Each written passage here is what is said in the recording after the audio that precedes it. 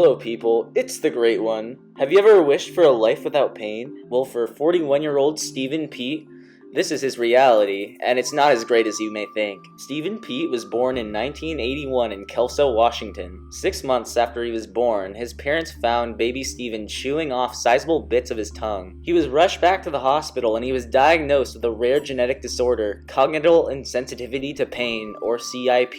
According to the National Institutes of Health, congenital insensitivity to pain is a condition that inhibits the ability to perceive physical pain.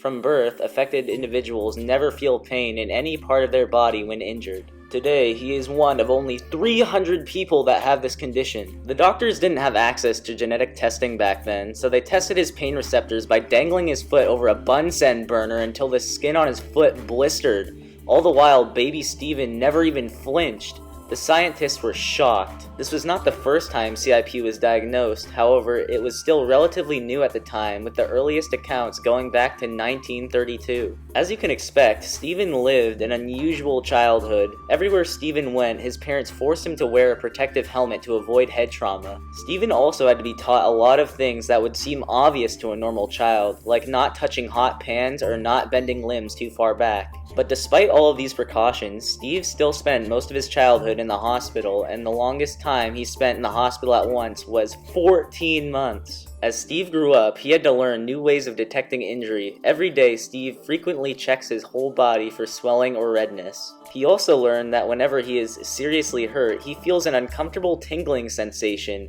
If he sees or feels any of these signs, he has to see a doctor immediately to make sure he is okay. Despite all the hardships Steve faces with CIP, he still said that he wouldn't choose to feel pain in a 2018 BBC interview. This is what he said: "I've had so many injuries throughout my life, and I've got arthritis in my joints. I would just be in constant pain if I were to suddenly feel it," he declares. "You couldn't pay me enough to feel pain, but what do you think? Would you still want to feel pain? Leave your comments in the comment section down below, and please subscribe for more biographies like this. Bye, people."